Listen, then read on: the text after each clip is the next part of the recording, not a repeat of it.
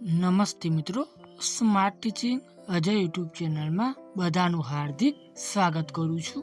આજે national insurance company limited ભરતી 2025 આવી ગઈ છે, જેમાં લાયકાતની જો વાત કરીએ તો તમારી પાસે કોલેજ પાસ કરેલી હોવી જોઈએ તો તમે અરજી કરી શકો છો। જગ્યાઓની જો વાત કરીએ તો 266 જગ્યાઓ ઉપર આ ભરતી થવાની છે, જેમાં અરજી કરવાની અંતિમ તારીખ છે 3/7/2025 લગી તમે અરજી કરી શકો છો।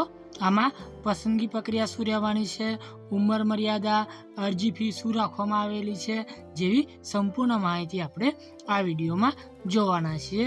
જો તમે આ ચેનલ પર નવા હોય તો આ ચેનલને સબસ્ક્રાઈબ કરી દેવાની છે અને વિડીયોના અંત સુધી તમારે જોડાઈ રહેવાનું છે।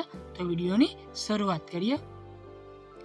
જેમાં વાત કરીએ તો NICL AO રિક્વાયરમેન્ટ 2025માં નેશનલ ઇન્સ્યોરન્સ કંપની લિમિટેડ એટલે કે NICL દ્વારા એડમિનિસ્ટ્રેટિવ ઓફિસર એટલે કે AO ની ભરતી માટે 57 સૂચના બહાર પાડવામાં આવી ગઈ છે।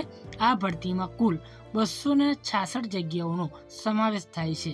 લાયક ઉમેદવારો 12 જૂન 2025 થી 3 જુલાઈ 2025 સુધી ઓનલાઈન અરજી કરી શકે છે, જેમાં નેશનલ ઇન્સ્યોરન્સ કંપની લિમિટેડમાં કારકિર્દી બનાવવા માંગતા ઉમેદવારો માટે આ એક ઉત્તમ તક ગણી શકાય।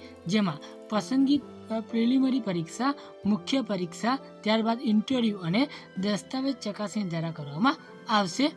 ત્યારબાદ વધુ વાત કરીએ તો ભરતી સંસ્થા કઈ રહેવાની છે, તો નેશનલ ઇન્સ્યોરન્સ કંપની લિમિટેડ એ સંસ્થા રહેવાની છે। પોસ્ટનું નામ તો એડમિનિસ્ટ્રેટિવ ઓફિસર એટલે કે AOની પોસ્ટ રહેવાની છે। કુલ જગ્યાઓ તો 266 જગ્યાઓ છે, જેમાં અરજી શરૂ થવાની તારીખ છે 12 જૂન 2025 થી અરજી શરૂઆત થઈ ગઈ છે।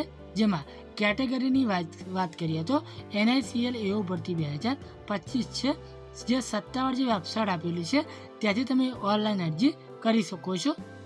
ત્યારબાદ જગ્યાઓ અને લાયકાતની જો વાત કરીએ તો જનરલ લિસ્ટની વાત કરીએ તો કોઈ પણ પ્રવાહમાં 60% ગુણ એટલે કે SC ST માટે 55% સાથે સ્નાતક અથવા અનુસ્નાતક તમારી પાસે કરેલું હોવું જોઈએ, એટલે કે તમારી પાસે કોલેજ પાસ કરેલી હોવી જોઈએ।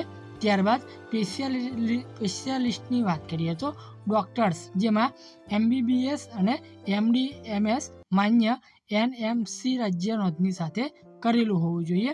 ત્યારબાદ લીગલની વાત કરીએ તો કાયદામાં 60% ગુણ, જેમાં SC ST માટે 55% સાથે સ્નાતક અથવા અનુસ્નાતક કરેલું હોવું જોઈએ।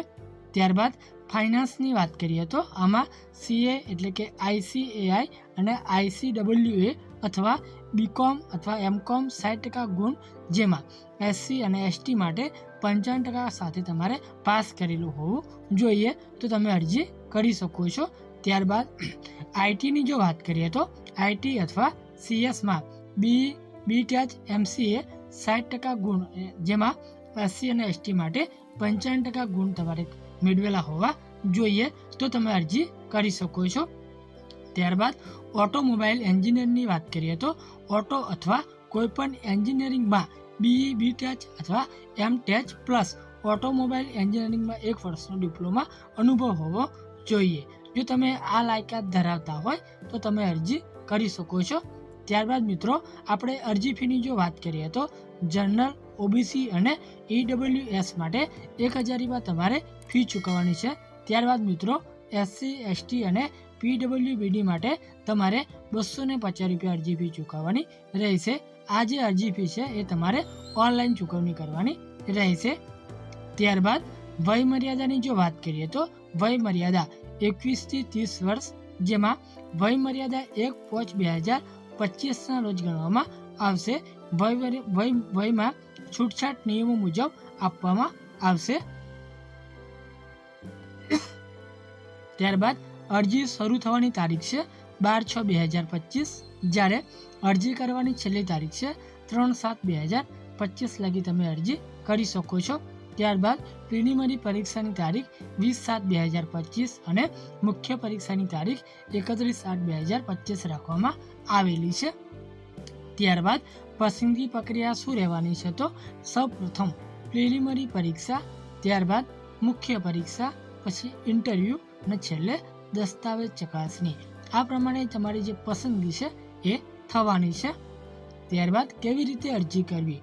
તો સૌપ્રથમ તમારે જે ઓફિશિયલ જે વેબસાઇટ આપેલી છે એની મુલાકાત લેવાની છે, જેમાં રિક્વાયરમેન્ટ ભરતી વિભાગમાં તમારે જવાનું છે, જ્યાં તમને AO રિક્વાયરમેન્ટ 2025 માટે એપ્લાય ઓનલાઈન એટલે કે ઓનલાઈન અરજી કરો પર તમારે ક્લિક કરવાનું છે, જેમાં નવા વપરાશકર્તા તરીકે તમારે નોંધણી કરો, અરજી ફોર્મ ભરો, ત્યારબાદ જરૂરી દસ્તાવેજો અપલોડ કરો અને ફી ચૂકવો. છેલ્લે અરજી સબમિટ કરો અને તેની પ્રિન્ટ આઉટ કાઢીને સાચવવાની રહેશે.